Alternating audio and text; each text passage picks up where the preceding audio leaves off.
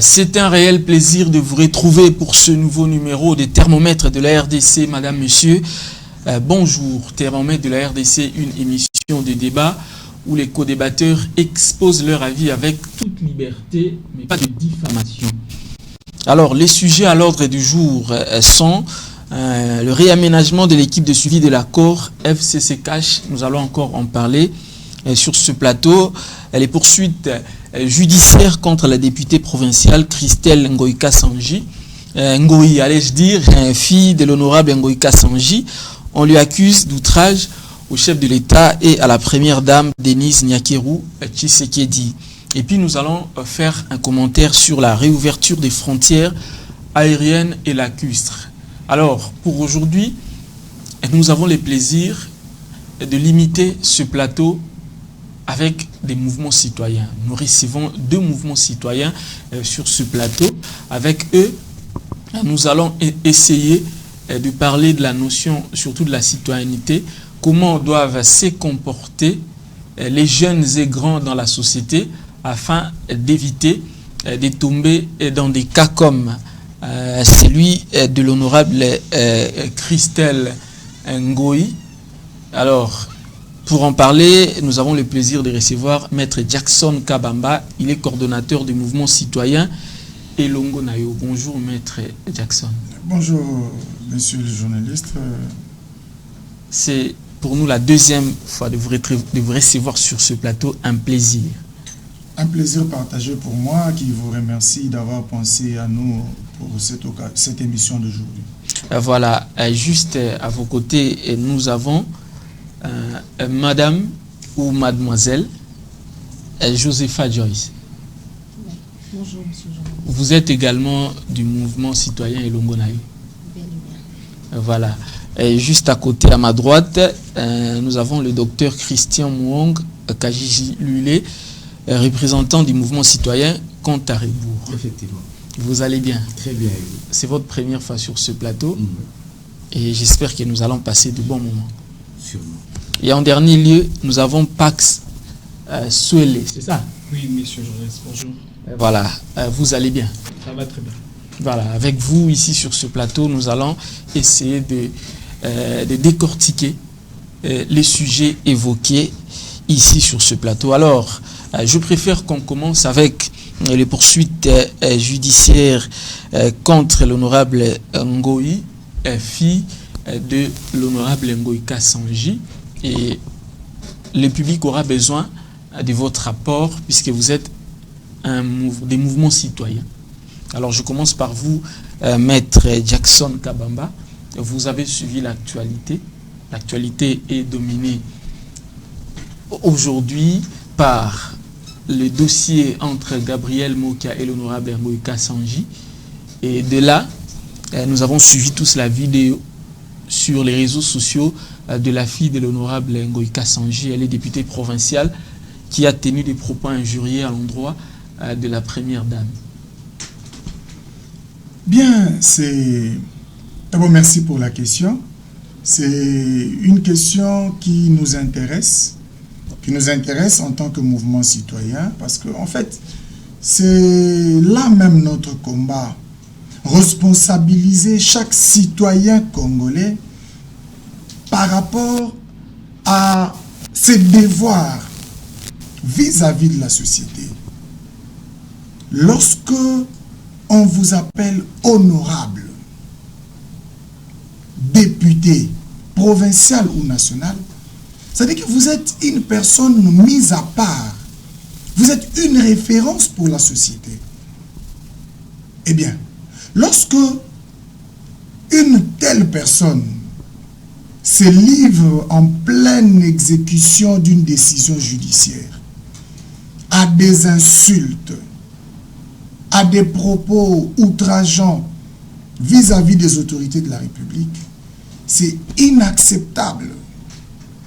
Parce que, notez, un honorable député national comme provincial, c'est notre représentant au niveau des assemblées provinciales pour ce qui concerne les députés provinciaux, au niveau national pour ce qui concerne les députés nationaux. Donc, une personne qui représente une frange de la population doit être un modèle. Alors, lorsque nous avons suivi, c'était vraiment avec beaucoup de peine que nous l'avons constaté, nos enfants qui suivent sur les réseaux sociaux des propos aussi outrageants venant d'une représentante du peuple. C'était très décevant. C'était très décevant. Et nous pensons que, comme nous l'avons toujours dit, nous devons redéfinir les choses. Nous devons redéfinir notre société. Quel type d'homme doit nous représenter? Mais cette rapidité de la justice, vous êtes également avocat. Est-ce que cette rapidité a respecté la procédure? Bon, s'il faut parler de la procédure, je n'ai pas eu des amples détails autour de la procédure qui a été enclenchée. Sinon, un avis de recherche que j'ai vu circuler sur les réseaux sociaux, à prendre également avec beaucoup de réserves. Mais je pense que la société doit se défendre. La société doit se défendre. Et qui est appelé à sécuriser la société face à de tels actes? C'est le ministère public. Et donc, lorsqu'il s'agit d'une infraction qui était en train de se commettre, nous avons vu sur les vidéos qui circulent sur la toile, la police était là présente, pendant que la dame proférait ses propos. La police était là. Et en principe, sur le plan procédural, l'on pouvait appliquer la procédure d'urgence, c'est-à-dire, c'était une infraction flagrante. Elle pouvait être arrêtée, jugée et condamnée le même jour, à cause de ces faits. Mais bon, puisque nous apprenons qu'une procédure judiciaire a été enclenchée par le parquet général de Kinshasa à Matete, qui aurait signé un avis de recherche, nous pensons que la justice doit faire son travail. La justice doit faire son travail pour donner un exemple à tous ceux qui sont au pouvoir, à tous ceux qui ont une parcelle de responsabilité, de savoir comment il faut se comporter. Docteur Christian Mouang, juste après, un jour après, elle s'est excusée publiquement puisqu'elle a fait une vidéo pour demander des excuses à la première dame. Cette vidéo, une vidéo en anglais et en français d'ailleurs. Je pense que même en famille, oui. C'est-à-dire quand un enfant commet une bêtise, l'enfant s'excuse, mais le parent punit. Punir ne veut pas dire que je ne t'excuse pas. Punir ne veut pas dire que tes excuses ne sont pas acceptées, mais punir veut simplement dire que tu dois comprendre. Tu dois comprendre et ça doit servir de leçon pour les autres. Ouais. Et au-delà de tout, on les appelle honorables députés. C'est-à-dire, au-delà de cette représentativité du peuple, il y a cette honorabilité qu'elle doit garder. Et ça, on ne l'a pas senti parce qu'elle représente le peuple. Elle représente les Congolais. C'est-à-dire, quand une dame pareille se permet de tenir ce genre de propos, la communauté internationale se dit, c'est ça, au fait, le Congolais. C'est ça l'image du Congolais qu'on est en train de projeter. Alors, est-ce que c'est vraiment ça l'image que nous voulons projeter?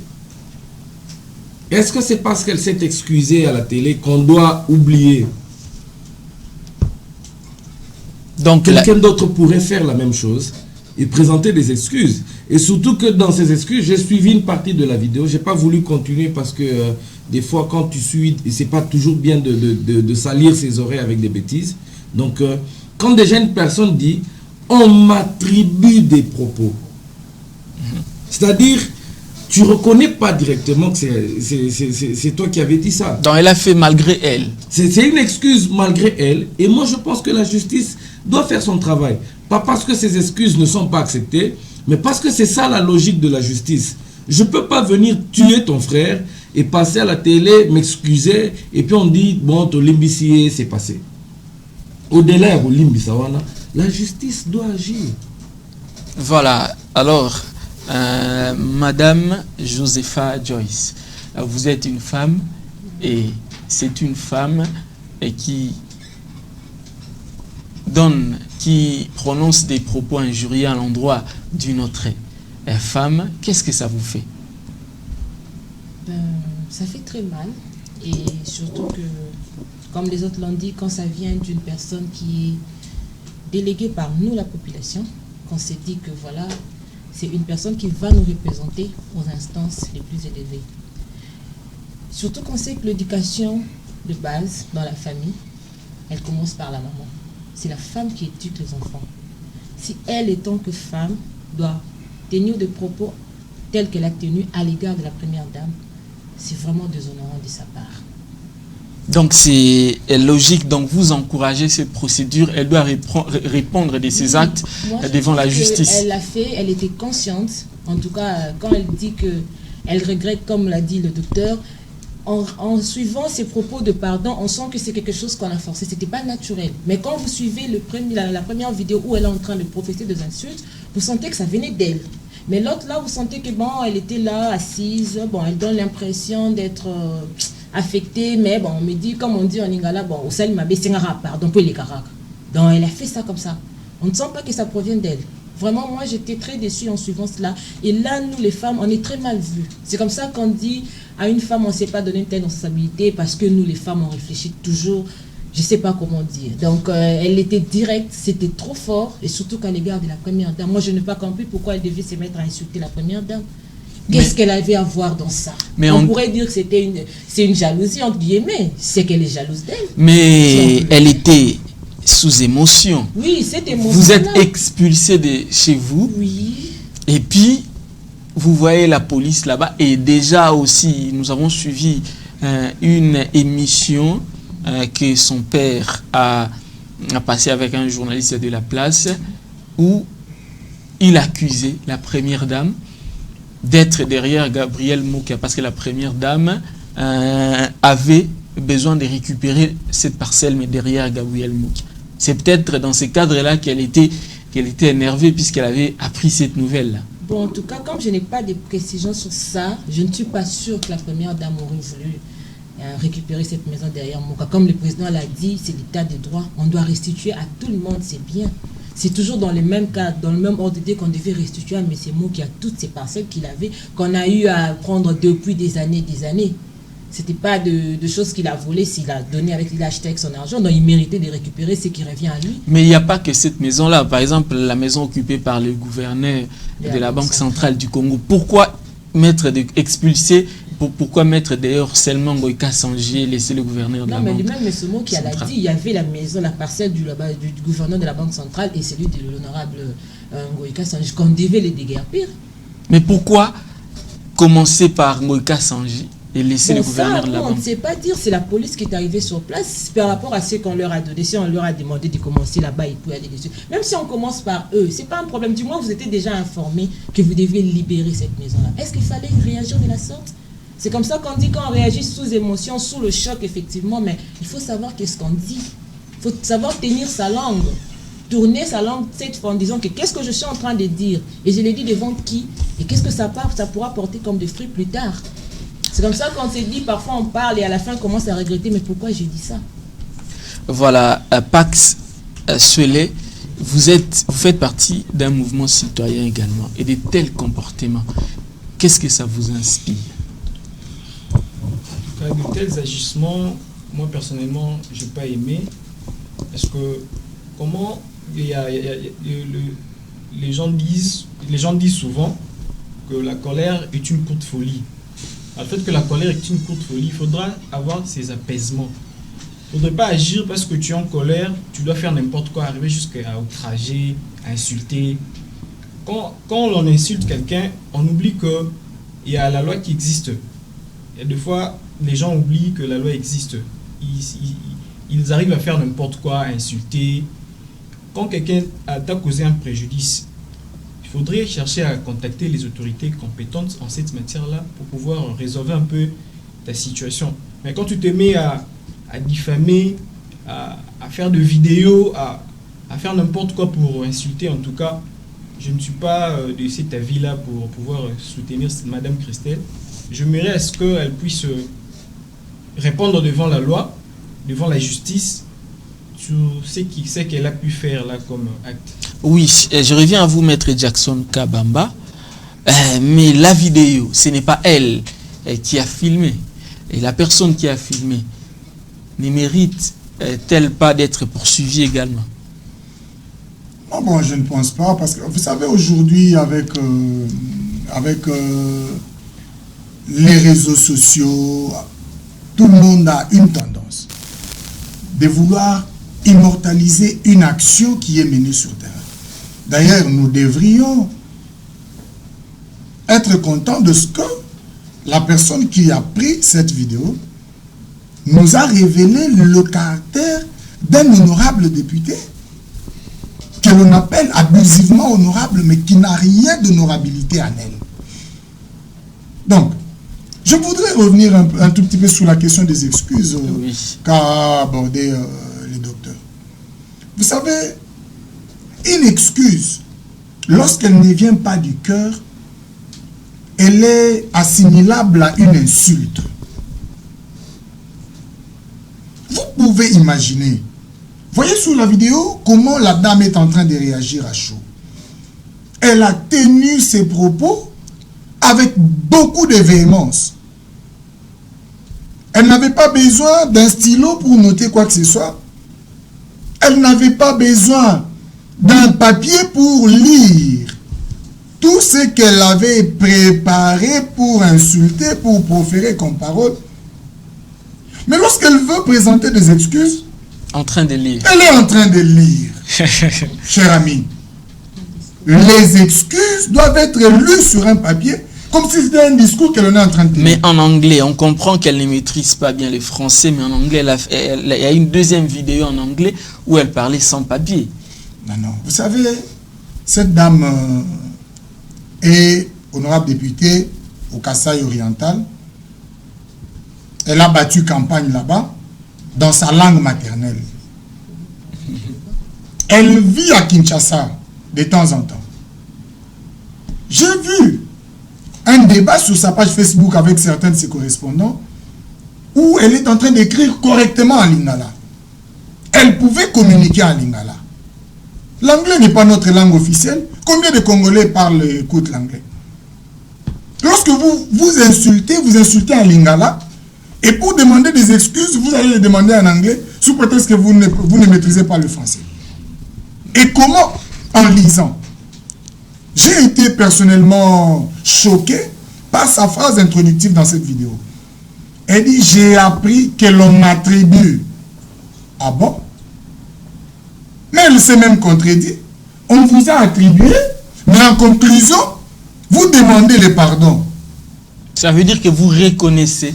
Soit on reconnaît que l'on a mal agi et on demande pardon, soit on m'a attribué des propos que je n'ai pas tenus et je viens éclairer l'opinion en termes de droit de réponse, par exemple. Et ça, c'est un comportement inacceptable. Voilà quel type d'homme nous avons. Et vous savez, c'est quoi ça vient d'où? Ça vient d'où? Cette dame n'avait pas été connue par la population pour être élue.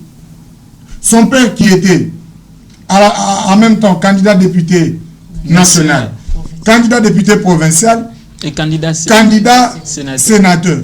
Donc, lorsqu'il est élu à tous ces échelons, mon siège de député provincial, je le donne à ma fille. Mon siège de député national, je donne à X personnes. Et moi-même, je garde tel autre siège. Et si demain, je parviens à être élevé comme ministre, ma femme vient me remplacer. Ce sont des comportements... Voilà les antivaleurs que nous combattons. Vous, le mouvement citoyen. Que nous combattons. Parce que lorsqu'on est un citoyen responsable, je vous l'ai dit une fois sur votre plateau ici, nous avons besoin d'un nouveau type d'homme pour diriger ce pays. Lorsqu'on vous appelle honorable, lorsqu'on vous appelle excellence, mais vous devez faire preuve de l'excellencia. Vous devez être démarqué. Vous êtes un homme exceptionnel. Vous avez suivi récemment en France, on a parlé de la moralisation de la vie publique. Donc un homme public, un homme d'État, ce n'est pas quelqu'un que l'on peut retrouver dans la rue en train d'insulter. Mais quelle leçon de moralité pour nos enfants? Quelle leçon de moralité pour notre jeunesse qui aujourd'hui est très présente sur les réseaux sociaux et qui a suivi cette députée provinciale en train de proférer des insultes. Josepha, il y a un verset biblique, une prière très célèbre qui dit « Pardonnez-nous nos offenses comme nous pardonnons à ceux qui nous ont offensés. » Maman Denise Nyakeru, Tshisekedi, c'est notre maman. Vous ne pensez pas que lorsqu'une personne présente des excuses en public surtout, il faut quand même tempérer? Je pense que la première dame, Denise Nyakeru, elle n'a pas ça dans son cœur. Je ne suppose pas. Comme tu l'as si bien dit, on doit pardonner. Mais moi, j'aime pas les pardons qu'on demande parce que je suis conscient de la faute que je commets. Il ne faut pas des fois demander pardon, je me dis, bon, ok, je fonce mon frère, je sais que je vais lui demander pardon, il va me pardonner. Ce n'est pas un bon pardon. Ce n'est pas ce que stipule le verset biblique dont vous venez d'évoquer. On nous demande de demander pardon avec quand je pose un acte où je sais que je n'ai pas fait ça volontairement. Mais quand je suis consciente de ce que je fais, je me dis, je suis en train d'insulter, je suis en train de faire du mal, parce que par après, je vais demander pardon. Ce pardon ne vaut pas. Ce pardon ne vaut pas. C'est comme ça qu'on risque d'employer nos artistes quand ils disent que c'est peut-être par rapport à ça aussi. La première dame, je suppose que Madame Denise Nyakeru, là où elle n'a pas ça dans son cœur, étant la première dame, étant une femme, étant une mère. Elle connaît que c'est un enfant qui a fait une bêtise, qu'il reconnaît sa faute, elle va pardonner. Mais la justice doit faire son travail, parce que ça ternit l'image de la première dame. Comment on peut dire ça? Tu dis, Akane Singapen encore ma première dame. Qu'est-ce qu'on présente de nous, Congolais? C'est pourquoi quand on va ailleurs, nous les Congolais, excusez-moi, on nous appelle toujours les Aïrois, on n'est pas respectés. Parce que c'est la mauvaise image qu'on vend de nous. Mets-toi devant la télé, tu suis certaines émissions, certaines publications qui passent dans les réseaux. C'est le monde entier qui voit ça. Mais qu'est-ce qu'on a comme image de nous, RDC? Et pire encore d'une femme. Une femme qui doit défendre les valeurs d'une femme devant tout le monde, mais c'est une femme qui rabaisse encore la femme. Déjà là, on est en train de militer sur l'égalité entre l'homme et la femme. Mais quand une femme se présente comme ça devant tout le monde et elle parle mal d'une femme, donc moi je suppose que là, il faut qu'on commence d'abord par chercher l'égalité entre nous les femmes avant d'aller chercher l'égalité avec les hommes. Voilà. On doit passer au sujet suivant très rapidement. Mais vous pouvez également revenir en arrière en plaçant un petit mot si vous avez à conclure pour ce sujet. Mais je viens à vous. On constate que l'affaire est maintenant récupérée par presque tous les politiciens du côté du chef de l'État, l'UDPS, les partisans de l'UDPS, les alliés de Cash, tout le monde en parle et apparemment ça donne l'air comme si on était en train de s'acharner sur les membres du FCC. Et d'ailleurs c'est ce que lui-même Ngoïka Sanji dit. Il dit que c'est de l'acharnement. Est-ce que vous êtes d'avis? Par rapport à ça, je dirais que tout provient du fait que Madame Christelle, le fait pour elle de présenter cette vidéo, de publier cela n'avait pas un caractère d'office politique, mais le fait pour elle de dire des trucs du genre FCC, c'est elle-même qui a voulu à ce que cela ait une connotation politique. Bon, comme c'est entre le main de politiciens, présentement là, vous voyez maintenant que c'est là que ça crée débat. Mais Mokia, c'est un politicien, Ngoïka Sanji, c'est un politicien, donc c'est normal que cette affaire puisse donner une connotation politique. Normalement. Et surtout qu'ils sont des deux camps opposés. Bien sûr que oui, parce que c'est pourquoi je sais que je suis en train de dire auparavant, cela n'avait pas une connotation politique. Mais le fait déjà que Mokia, c'est un politicien, son papa, c'est un politicien, vous voyez maintenant, ils font partie de groupes, de mouvements citoyens ou soit de partis politiques. Cela crée réellement ce qu'on appelle un débat pluriel dans la politique. C'est un peu ça, c'est mon avis. Voilà, docteur Mwong. Alors, normalement, on doit passer au sujet suivant, commenter le réaménagement de l'équipe de suivi de l'accord FCC Cash. Nous avons tous suivi que les deux autorités morales ont modifier leur équipe parce qu'on accusait à ceux qui sont mis de côté d'être des extrémistes. Alors, du côté FCC, nous avons vu Emmanuel Ramazani Shadari être mis de côté, et du côté Cash, nous avons vu Jean-Marc Kabunda Kabound, Augustin Kabouya et Vidi Echimanga être mis de côté. Alors, ils sont remplacés par Peter Kazadi, Nicolas Kazadi, Kitenge Soué, Madame Kabou. Alors, est-ce que vous avez une interprétation sur les personnes placées dans ce comité de suivi? Bon, merci pour la question, mais j'aimerais un peu revenir sur le problème précédent avant d'avancer. Je me dis, la réaction de la dame, Madame Ngoï, cache une forêt derrière. Vous voyez? Parce que c'est au fait la matérialisation d'un problème qui existe en République démocratique du Congo. C'est-à-dire, on a deux camps. C'est-à-dire, on a le camp des lésés et le camp de ceux qui ont reçu gain de cause. Alors, quand je suis lésé, la justice est dirigée et influencée par le président. Quand c'est moi qui reçois gain de cause, la justice est indépendante. Et on a cette tendance, moi souvent je reproche les journalistes, c'est de laisser les gens passer et raconter n'importe quoi. Celui qui dit la première dame voudrait récupérer cette maison, est-ce qu'il a des preuves de ces allégations? Malheureusement, il va passer à la télé et il va se mettre à raconter n'importe quoi avec les journalistes. Et quand on va inquiéter ce journaliste-là, tout le monde dira acharnement. Et il y a un autre problème qu'on oublie. Moi, je dis toujours aux gens, tout politicien en prison n'est pas prisonnier politique. Tu violes, on te met en prison. Tu n'es pas prisonnier politique. Tu es politicien en prison. Il faudrait faire une différence entre les deux termes.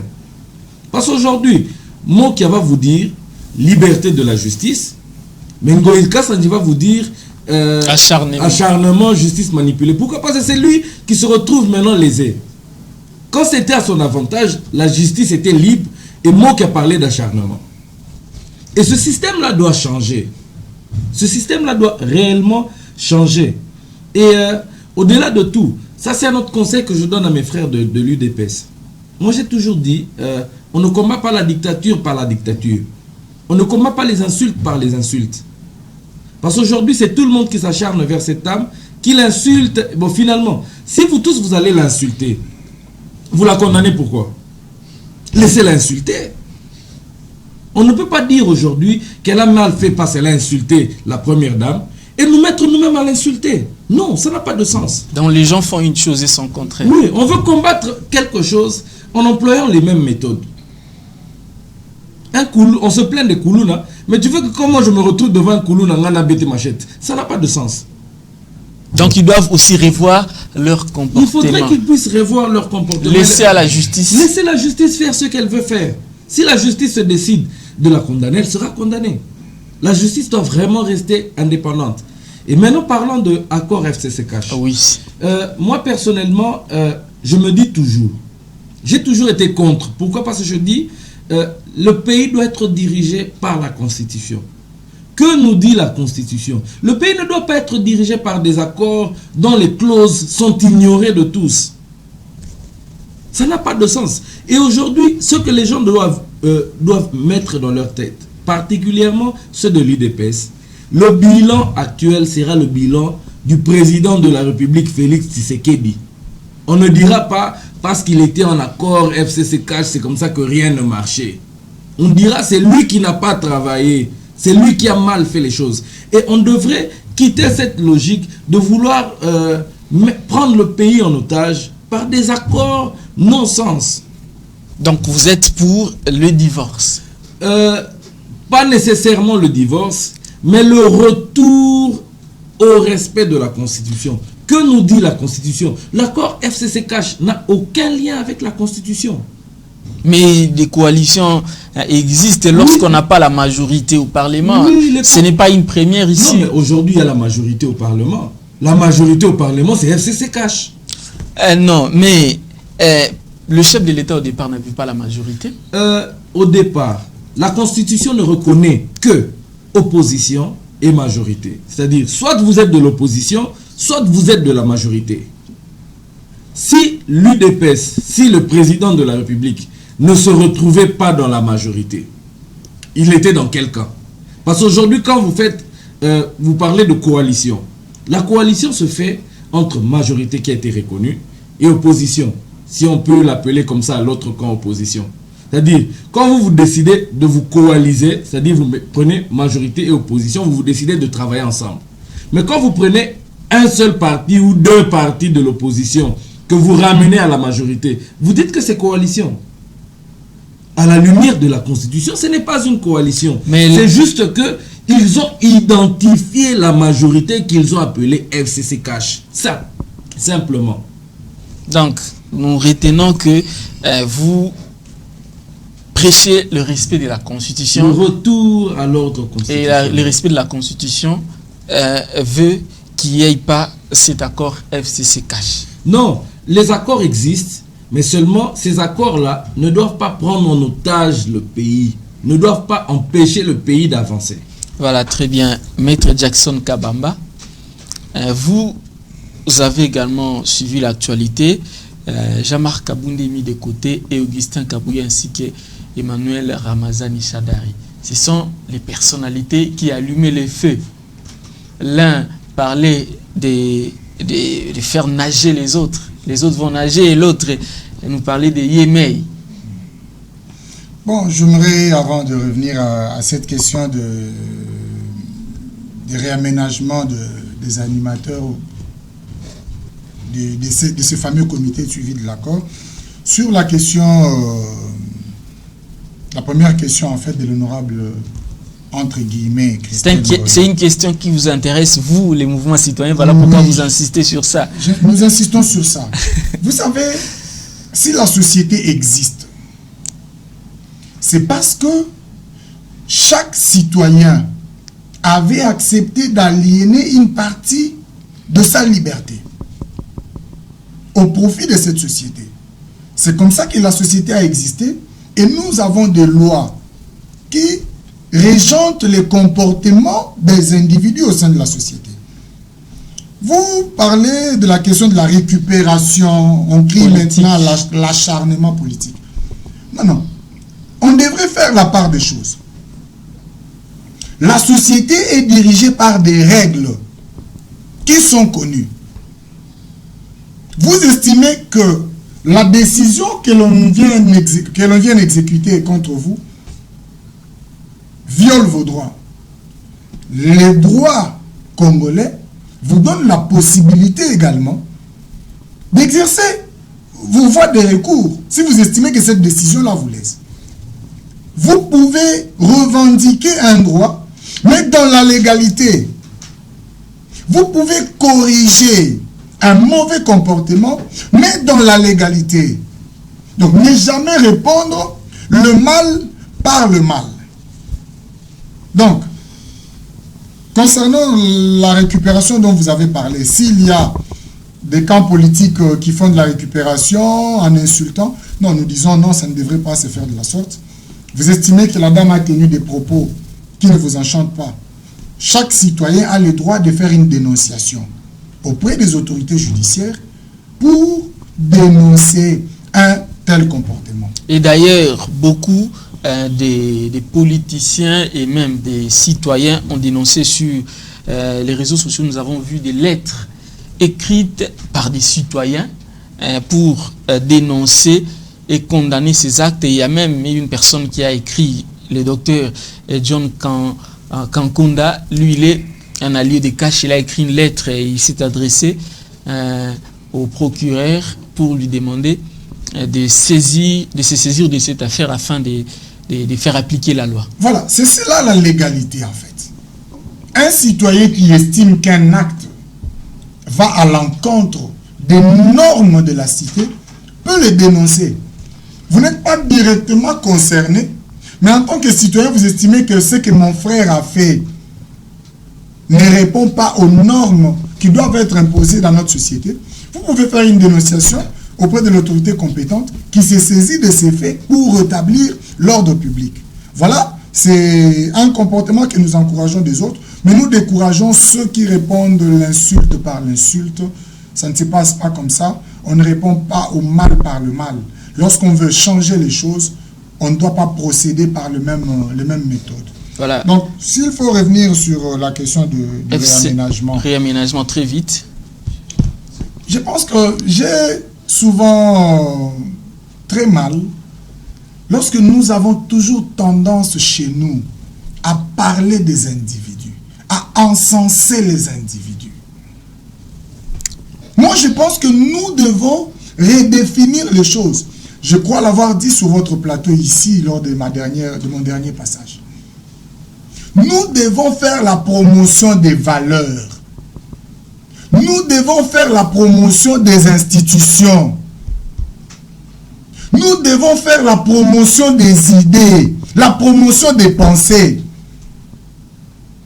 Notre société n'a pas évolué parce que depuis l'indépendance, nous avons eu, c'est ce que d'ailleurs mon professeur Njoli enseigne en droit constitutionnel, nous n'avons pas de partis politiques, mais plutôt des rassemblements des hommes autour des individus pour des intérêts partisans. Faites la lecture de notre environnement politique. Vous allez au Palou, vous voyez, tout le monde ne jurait que par Gizenga. C'est Gizenga ou personne. Lorsque vous allez à l'UDPS, on jure par Tshisekedi ou personne. Vous allez au MLC, c'est Bemba ou personne. Vous allez, je ne sais pas moi, pour ne citer que ceux-là, ce sont les grands rassemblements. Vous allez avec Ensemble pour les changements, tout le monde jure sur la tête de Moïse Katumbi. Donc, les Congolais aujourd'hui ne jurent que par des individus et ça, ce n'est pas normal du tout. Nous avons besoin de construire la société sur les idées, sur les valeurs. Nous avons aujourd'hui besoin des citoyens congolais qui nous définissent leur vision de la société, que l'on ne s'accroche pas à la personne de X ou de Y, mais que nous puissions mettre ensemble les idées, les valeurs sociétales que nous pouvons défendre même si les individus passent. Parce que les savants ont dit, les hommes passent, mais les institutions restent. Voilà, la parole doit circuler. Josepha, vous avez vous aussi suivi l'actualité et vous savez qu'il y a eu réaménagement du comité de suivi de l'accord FCCCash. Il y a d'ailleurs une dame, Madame Kaboué, qui est entrée en plein exercice. Est-ce que vous avez espoir à ce nouveau comité? Espoir, je ne sais pas dire oui ou non, mais ce qui est plus important, ce que nous attendons, c'est qu'est-ce que cette coalition nous apporte. Aujourd'hui, nous devons quitter ces mondes-là qu'on a. En fait, la coalition, ce n'est pas comme une équipe de football. Où on s'est dit, voilà, par exemple, à Barça ou à Juventus, on dit que quand Cristiano n'est pas là, l'équipe ne joue pas. Non. Ce sont des personnes. Ils peuvent partir. Mais la politique doit fonctionner. Les institutions doivent évoluer. Ça fera bientôt aujourd'hui 2 ans que le chef de l'État est en place. Cette coalition a apporté quoi à la population? Cette population n'a pas besoin qu'aujourd'hui on enlève X, on met Y. Ce n'est pas ça notre problème. Notre souci, c'est qu'est-ce que cette coalition nous apporte aujourd'hui. Il ne faut pas qu'ils dépendent de leurs intérêts. Parce qu'aujourd'hui, c'est X qui était là, il a eu ses avantages et on trouve qu'il a peut-être beaucoup volé. Voilà, on les remplace, on prend encore notre voleur qu'on met à la place. Non, ce n'est pas ce que nous voulons. Nous voulons que nous sentions, voilà, cette coalition a apporté ça. Il y a eu un tel changement. La population a besoin de ça. C'est le social dont nous avons besoin. Mais quand les choses n'évoluent pas, ne changent pas, vous ne changez que de personnes. Mais la même mentalité reste. Mais ces personnes-là, on les qualifie des modérés. Voilà pourquoi on a mis de côté les extrémistes. Mais les extrémistes-là, qui les a placés là? C'est eux-mêmes. Ils ont eu cette coalition. S'ils savaient qu'ils étaient extrémistes, pourquoi placer des personnes extrémistes pendant que vous avez des bonnes personnes qui fallait? Mieux vaut tard que jamais. Non, on peut commettre une erreur et... Tout cela, le temps passe. Bientôt, le mandat du chef de l'État prendra fin. Comme l'a dit le docteur, on ne jugera pas le chef de l'État dans cette coalition, mais on le jugera lui en tant que personne. Durant son mandat, durant 5 ans, qu'est-ce qu'il a eu à faire? Ce n'est pas la coalition, parce que là, aujourd'hui, on va encore entrer dans ces débats. Qu'est-ce qu'on va mettre comme mandataire? Qu'est-ce qu'on va mettre? La liste va passer. Ça va encore prendre une année. Et nous, pendant ces temps, on attend. Et après, qu'est-ce qu'on va bénéficier? On bénéficie de quoi? On gagne quoi? Nous, on n'a pas besoin de ça. Nous, aujourd'hui, en tant que mouvement citoyen, on a dit on a besoin de défendre les valeurs. Et ça, ce ne sont pas des valeurs que nous devons soutenir. Ces personnes-là, aujourd'hui, ok, on peut mettre un temps. Ou bien on donne du temps, on se dit, voilà, pendant 1 mois, qu'est-ce qu'ils vont faire? On aura encore les débats qu'on a eu avant pour nommer un premier ministre. Ça prie, on a mis tel, non, non, c'est pas un tel. C'est pas ce que nous attendons en tout cas. Moi, je suppose que nos politiciens doivent réfléchir. Ils ne doivent pas réfléchir pour leur poche, mais ils doivent réfléchir pour la population. Je m'excuse. Pendant leur campagne, quand ils battent campagne, ils viennent chez nous. Ils ne rentrent pas chez eux à la maison. Donc, on a besoin, quand ils viennent, voilà, je vais faire ça pour vous, je vais faire ça pour vous. Même si on donne des mensonges, on croit à ça. Mais après, ils agissent autrement. C'est ça le mal. Donc, c'est que, moi, je pense que le changement de tête, tout qu'on sort, oui, c'est bien beau. C'est pour les plaisirs des yeux. Mais les actes concrets, nous voulons voir ça. Donc, vous n'avez pas confiance en cette équipe? Non, moi, je ne dis pas qu'on n'a pas confiance. Nous, moi, mon problème, c'est qu'on a besoin d'avoir qu'est-ce que cette coalition nous apporte, à nous, la population. Nous, on les a envoyés là-bas. Ils sont partis pour parler de nous. Et nous, on attend. Ça fait maintenant 2 ans. La coalition nous a apporté quoi? On est là. Voilà, je viens à vous, Pax Swele. Vous pensez que cette équipe peut apporter quelque chose de nouveau, contrairement peut-être à ce que vos co-débatteurs disent? Bon, nous, c'est comme l'a dit tantôt madame, que nous avons besoin du résultat, nous, peuple congolais. Peu importe qu'il y ait une coalition ou pas, le peuple congolais souffre, le peuple congolais a besoin d'eau, le peuple congolais a besoin du courant, le peuple congolais a besoin du travail. S'ils ont eu à faire ce réaménagement, on aimerait que ces réaménagements apportent un résultat positif, que le Congolais sente vraiment, réellement qu'il y a du nouveau. S'ils sont là, je ne suis pas contre eux, mais qu'ils fassent des bonnes choses pour le pays, qu'ils créent ce qui est important pour les Congolais. Mais ils ne sont là que pour baliser le chemin. Ils ne sont là que pour harmoniser les choses, mais ce sont les chefs qui décident et qui placer ici ou là-bas. C'est ce que je suis en train de dire. Ils sont là pour orienter un peu le chemin, mais que ce chemin-là nous apporte un bon résultat. C'est là où j'en suis. Voilà, docteur Mwong, vous avez déjà commenté ce dossier, mais avant de passer au sujet suivant, j'aimerais que vous donniez un petit commentaire sur les choix du FCC.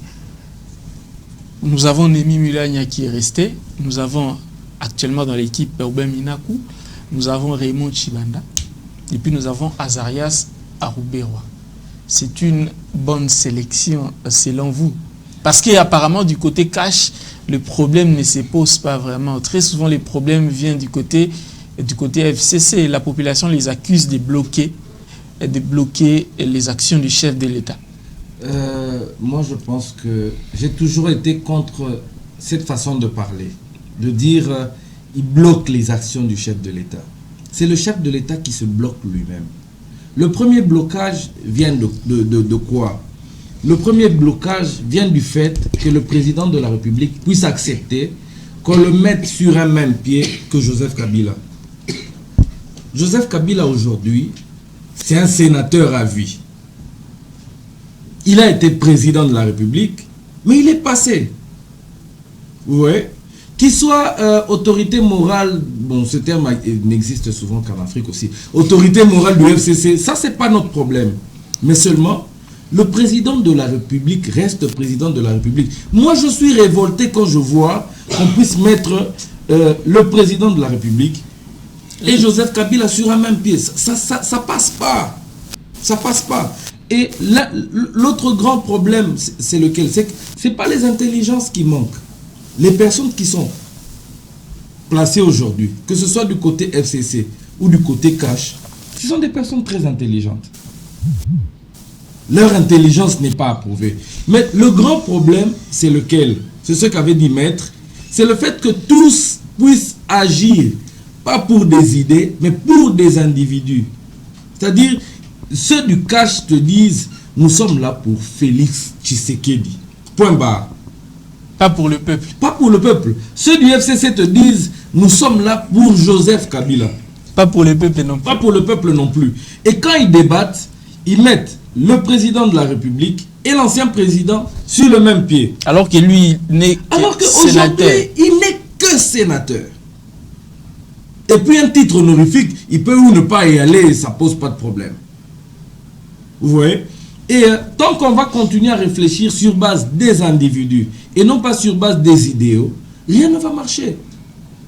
Ceux de Cash vont continuer à se plaindre du blocage. Le président lui-même n'a jamais admis qu'il était bloqué. Parce que si tu es bloqué en tant que président de la République, prends tes dispositions. Mais nous sommes dans un régime semi-présidentiel, un régime de séparation des pouvoirs. Même si nous sommes dans un régime semi-présidentiel, le président de la République reste président de la République. Il y a certaines choses qu'on ne peut pas laisser passer.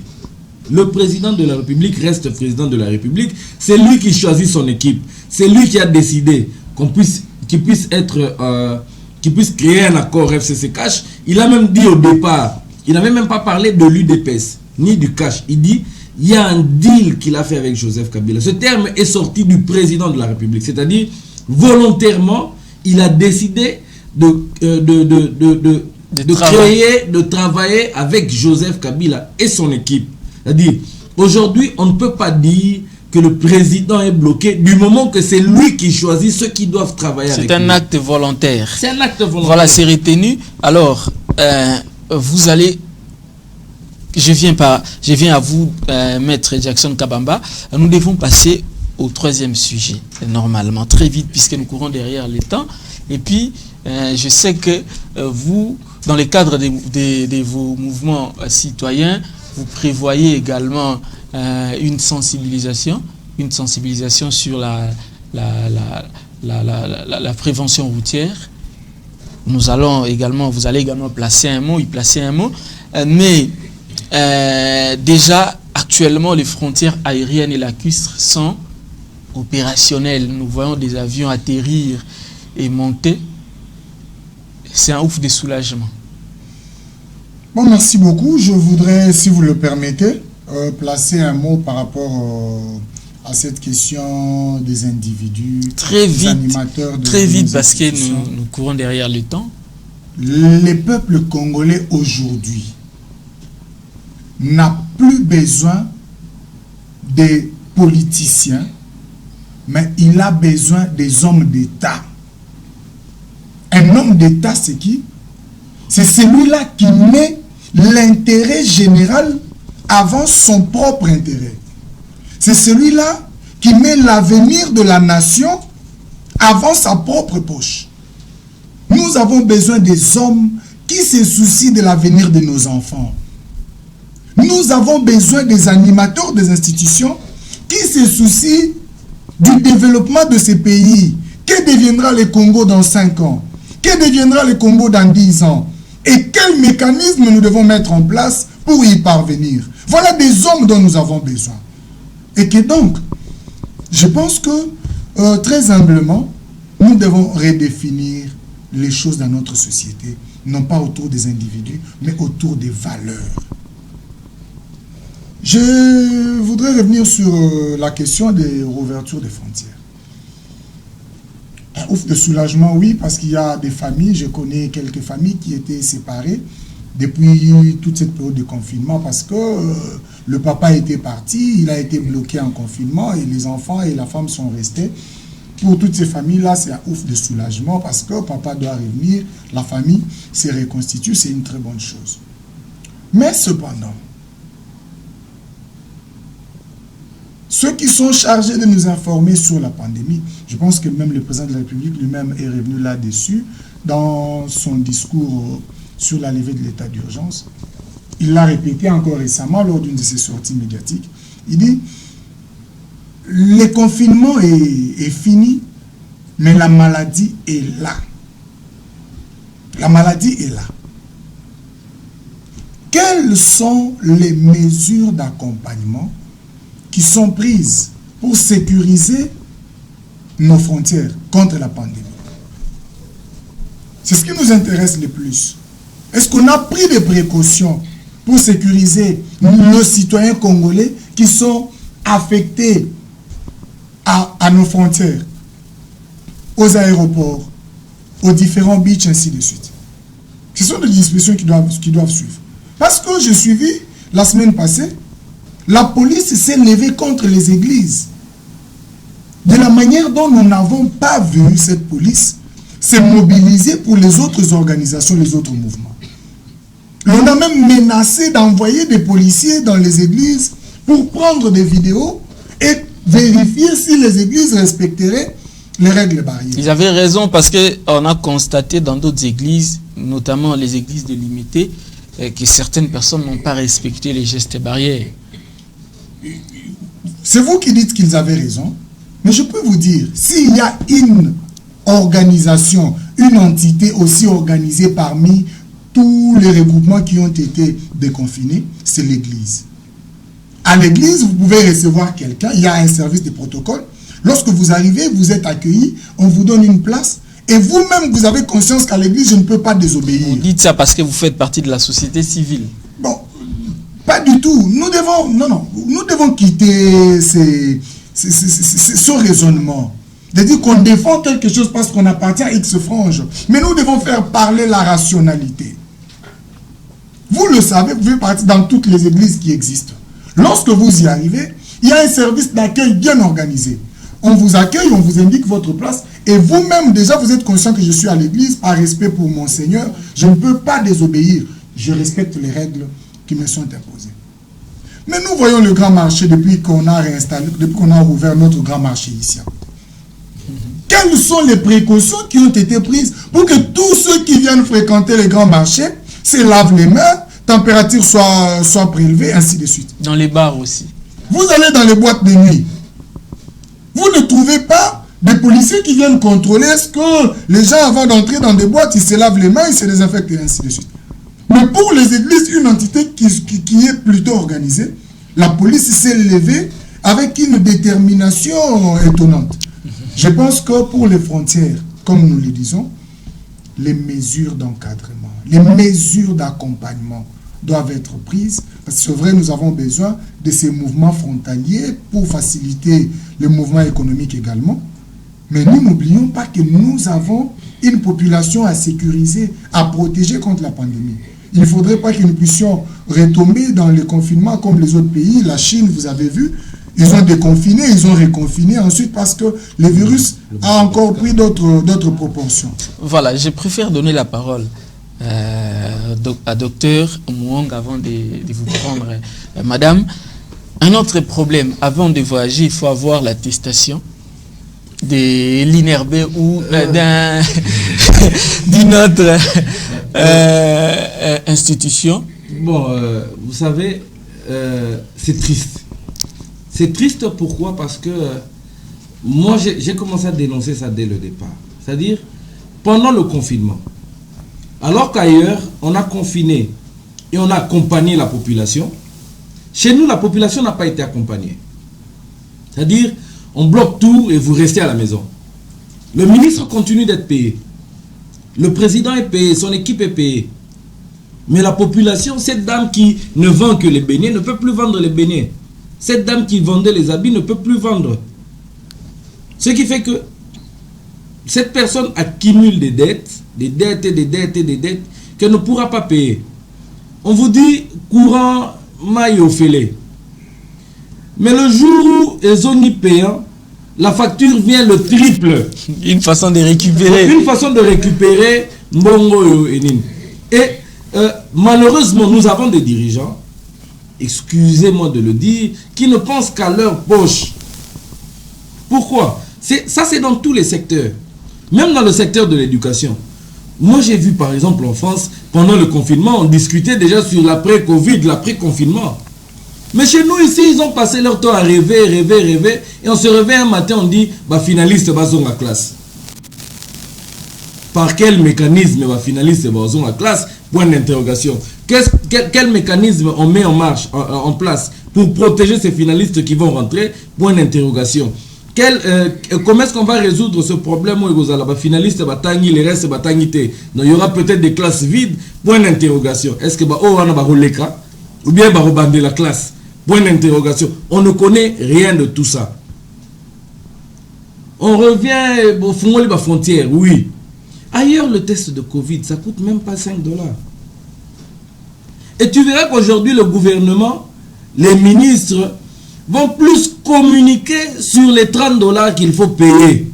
Il y a test à Covid que sur les mesures barrières. Comme si le rôle va déconfiner, c'est-à-dire les mesures barrières, on les a sous natinati. Et ils vont passer plus de temps à communiquer sur vous foutez à $30 avant que vous voyagez, vous foutez à $30 avant que vous voyagez, vous foutez à $30 avant que vous voyagez. Mais ceux qui doivent être dans la frontière, quelles mesures Bazouili Bango? Quelles mesures Bazouili Bango pour les protéger? On a vu beaucoup de dons et cash. L'émission c'est en français si vous pouvez. Avec des cache-nez et consorts. Mais vous allez dans les hôpitaux. Tous ces hôpitaux qui n'ont pas été repris pour le Covid. Ils n'ont ni masque, ni cache-nez, ni protection, rien du tout. Ils sont exposés parce que le malade ne sait pas qu'il a la Covid. C'est-à-dire, il se sent mal, il part dans un hôpital. Mais il arrive dans cet hôpital-là qui le reçoit comme tout malade. Et ces médecins-là, ces infirmiers, ces personnels soignants peuvent s'exposer.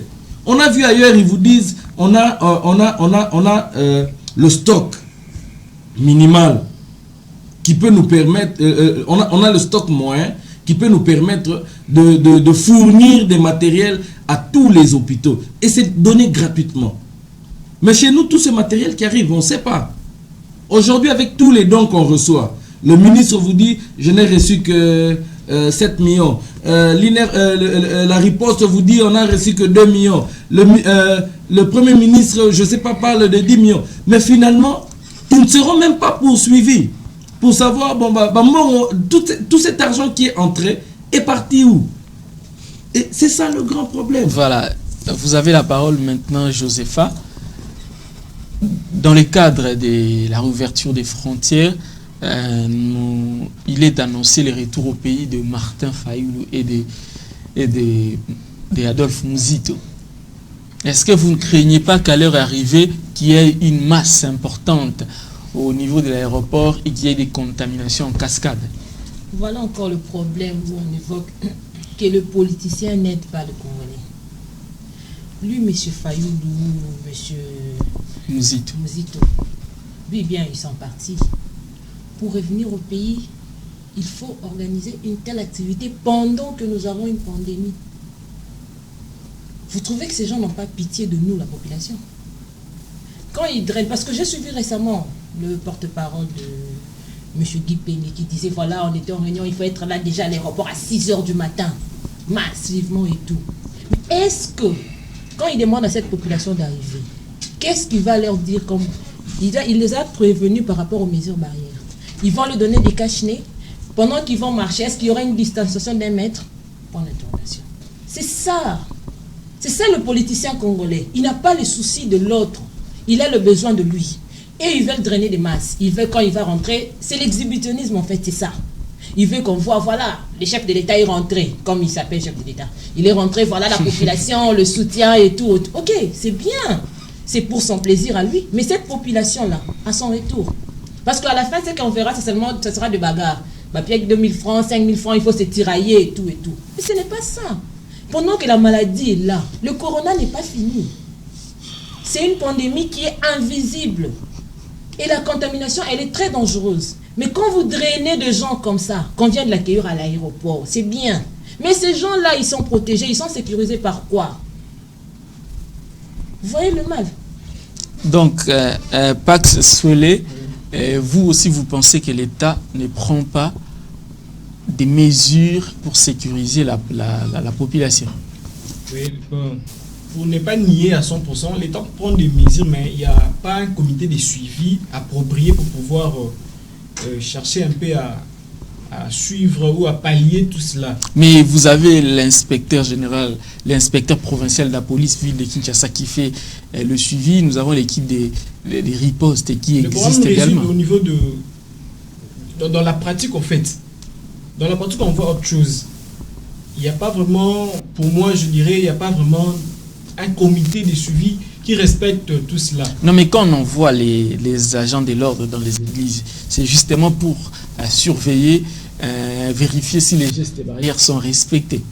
Bien sûr que oui, mais vous constaterez, ils viennent, mais à un moment donné, ils abandonnent. Donc, il n'y a pas vraiment une suivi, dirais-je, approprié. Parce que dans des églises, vous voyez, quelqu'un vient avec son cache-nez. Après un moment donné, il se laisse emporter, par exemple, à la messe, soit dans une église, il l'enlève.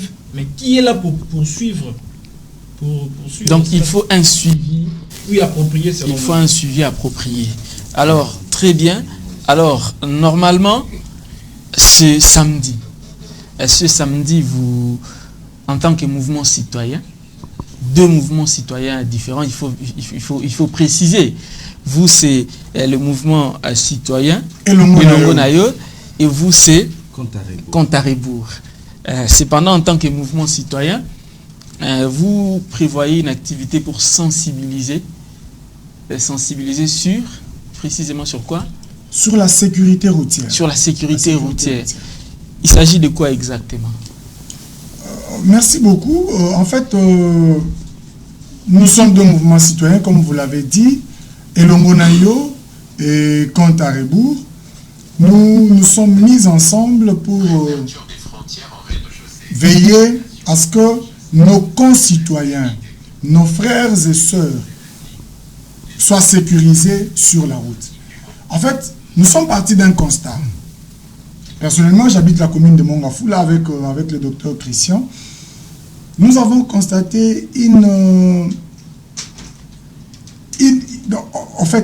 multiplicité des accidents de circulation sur la route bypass, sur la route de Matadi, dans son tronçon qui va du rond-point Upen jusqu'à Mitendi, bypass du rond-point Naba jusqu'au triangle de la cité verte avant d'atteindre Matadi Kibala.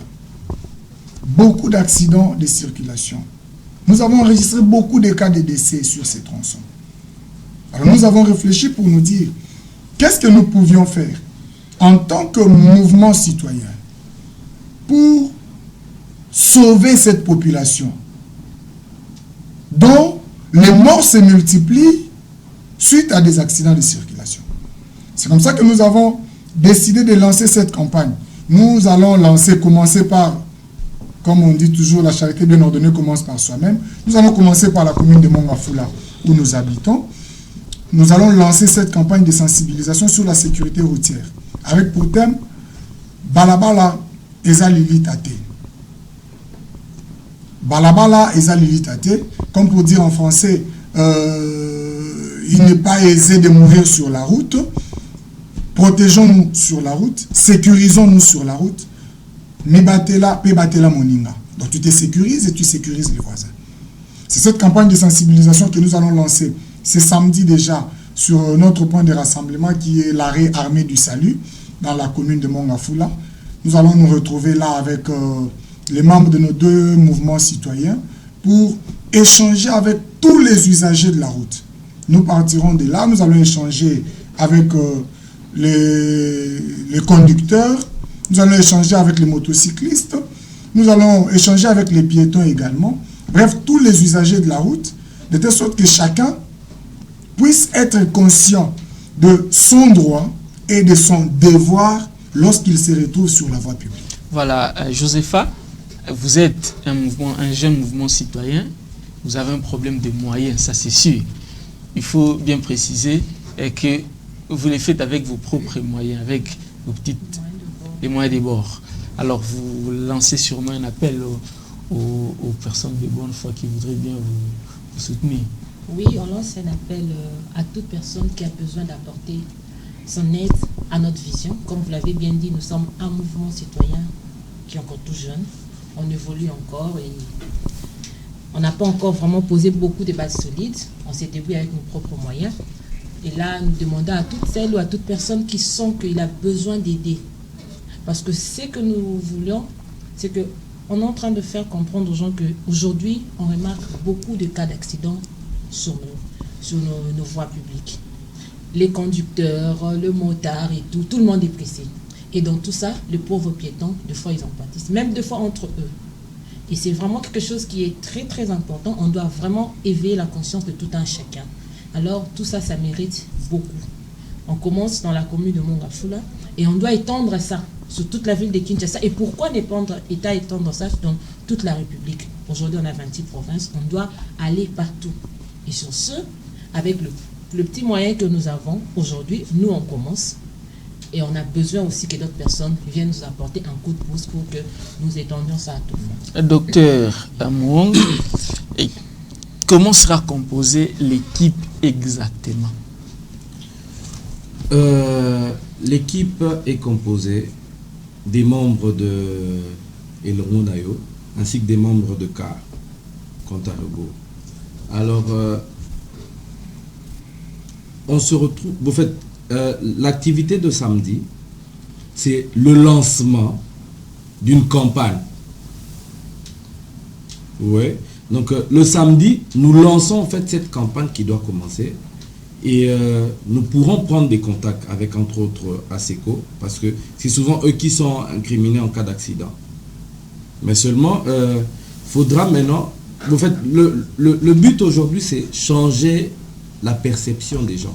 Moi, j'ai défendu un document sur les accidents du trafic routier. Et quand je suis allé récupérer les données, je ne me suis pas retrouvé.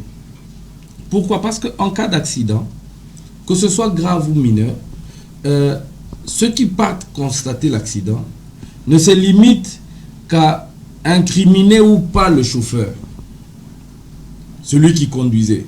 On se limite à dire à Salah qui mauvais dépassement ou bien à Salah qui excès de vitesse qu'on ne pourra même pas prouver. Ouais. Alors qu'il y a des cas où vous n'êtes pas responsable direct, mais c'est une cause externe qui a entraîné cet accident. Et nous, en fait, on aimerait aller dans cette logique-là pour dire aux gens, même toi, piéton, tu dois te protéger en tant que piéton. Tu ne peux pas traverser n'importe où. Tu ne peux pas laisser les enfants traverser n'importe comment. C'est-à-dire, même toi, en tant que piéton, il y a des endroits que tu dois utiliser quand tu dois marcher sur la voie publique. Le motard, comment tu dois te comporter? Le taximène, comment tu dois te comporter? Les clients qui sont dans les véhicules, les passagers, les autres passagers, comment ils doivent se comporter? La police de circulation routière, comment elle doit se comporter? Parce que eux tous contribuent au fait à cette création, à cette création des accidents. L'agent de l'ordre, comment il doit se comporter pour éviter les accidents? Mais l'État aussi a une part de responsabilité. Les infrastructures routières, comment est-ce qu'elles doivent être pour réduire au maximum le taux des accidents? L'octroi des permis de conduire, comment ça doit se passer? L'état des véhicules, par exemple, le contrôle technique. Parce que vous avez des véhicules qui n'ont aucun phare, aucun feu de position, mais qui ont un document de contrôle technique certifié. Le contrôle technique va reprendre d'ailleurs dans un mois. Oui, mais après, vous verrez un véhicule avec un document de contrôle technique certifié, mais qui n'a pas de phare. On donne des certificats comme ça, sans même... Il suffit de donner l'argent, on vous donne les certificats. Donc c'est comme ça que vous sentez que c'est un grand travail. C'est un grand travail. Et compte tenu de la charge du travail, on ne pouvait pas se lancer dans toute la RDC ou bien même dans tout Kinshasa. On s'est dit, on y va progressivement.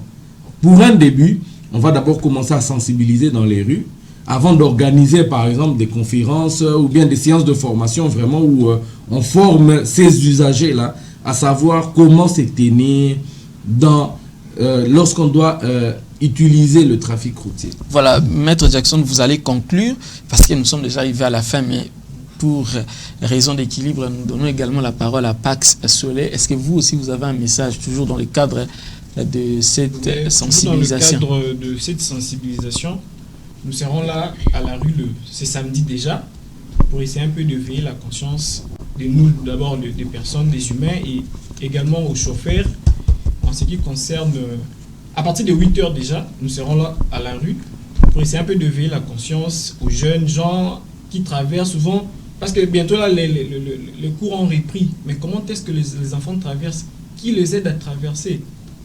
Quand le chauffeur roule dans la rue, dans la route plutôt, est-ce qu'il se contrôle? Est-ce qu'il se maîtrise? C'est dans ces cadres-là que nous serons là à partir de 8 heures ce samedi pour pouvoir sensibiliser un peu la population par rapport à cela. Maître Jackson, je vous donne le mot de la fin. Le mot de la fin. Déjà?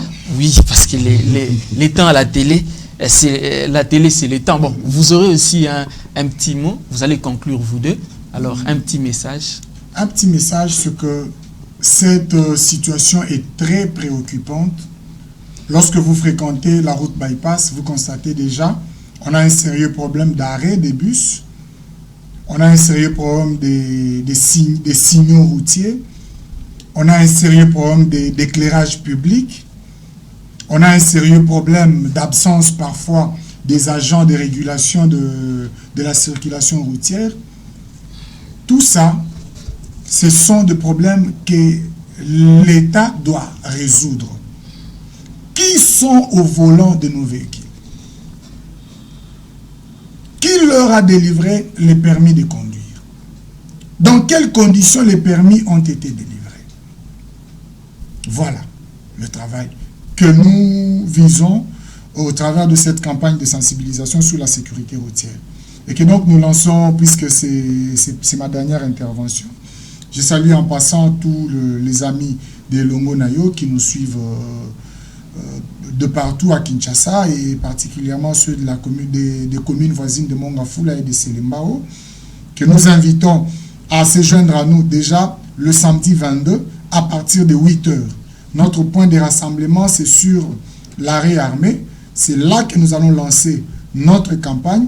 Et le point de chute sera la maison communale de Mongafula où nous allons symboliquement déposer un mémorandum qui est rédigé à l'intention de toutes les autorités qui interviennent dans le secteur de la circulation routière. Voilà, docteur Mouang, vous aussi le mot de la fin et puis nous allons conclure. Oui, merci. Donc, je tiens d'abord à préciser, comme l'a dit Maître, c'est à l'État d'appliquer des mesures et nous ne sommes là que pour accompagner. C'est-à-dire, on aimerait bien quitter cette politique de critique. C'est-à-dire, nous étions devant un problème, nous avons tenté, tant bien que mal, de diagnostiquer les causes et à notre niveau, nous pouvons faire quelque chose, mais c'est à l'État de faire la grande part. C'est comme ça que nous avons préparé un mémo à déposer chez l'autorité pour qu'il puisse faire sa part. Parce que ce n'est pas qu'il est irresponsable, mais des fois c'est bien de rappeler à quelqu'un ce qu'il doit faire, ce qu'il est censé faire. Pas parce qu'il le fait mal, mais peut-être parce que ce n'est pas suffisant. Il devrait en faire plus. Donc c'est comme ça qu'on se retrouve le samedi à 8 h à l'arrêt armé. Arrêt armé, c'est quand vous venez du rond-point Gaba, l'arrêt qui vient juste après l'arrêt courant. Quand vous venez de l'UPN, c'est l'arrêt qui vient après l'arrêt Monongo. Donc, on se retrouve là à 8 h, mais tout en respectant les mesures barrières. C'est-à-dire, nous ne sommes pas là pour exposer la population encore plus, comme on a déjà parlé d'exposer la population dans les rassemblements. Donc, tout celui qui voudra nous accompagner devra se munir de son cache-nez, à défaut d'avoir un gel hydroalcoolique. Donc, devra se munir de son cache-nez et devra au maximum éviter tout contact physique. Devra éviter tout contact physique. Et toute personne qui devra être en contact avec d'autres personnes, c'est-à-dire, on aura peut-être des dépliants à donner. Donc, toute personne qui devra prendre des dépliants à donner à quelqu'un devra obligatoirement avoir un gel hydroalcoolique parce qu'il ne faudra pas que lui puisse exposer et exposer les autres. Mais en tout cas, le port du cache-nez est obligatoire. Et donc, nous saluons en passant les membres de Longo Nayo et les membres de Contarebourg, ainsi que toutes les personnes qui vont nous accompagner et ceux que nous rencontrerons durant notre chemin. Voilà, le numéro de téléphone, si vous... Oui, pour tous les amis qui voudront bien nous contacter pour nous accompagner dans cette campagne, peuvent nous joindre au 089 95 19 160. Je dis 089 95 19 160. Voilà, merci beaucoup. Vous avez compris que ici, le thermomètre de la RDC, nous ne donnons pas la parole qu'aux politiques. Nous donnons également la parole à la société civile, à ceux qui sont là pour sensibiliser la population sur les bonnes valeurs. Et donc, c'est un réel plaisir de vous recevoir sur beaucoup. ce plateau des thermomètres de la RDC, des APIC Télévision. Merci beaucoup. Voilà. Et nous espérons vous accompagner également, nous, des APIC Télévision. Ça sera un plaisir sera de vous compter parmi nous. Voilà, Vous merci. êtes déjà les bienvenus. Voilà, merci à vous, fidèles téléspectateurs. Cette émission est dédiée à notre caméraman Baker Bay Lorève qui souffle sur une bougie de plus. Au revoir, à demain avec le même plaisir.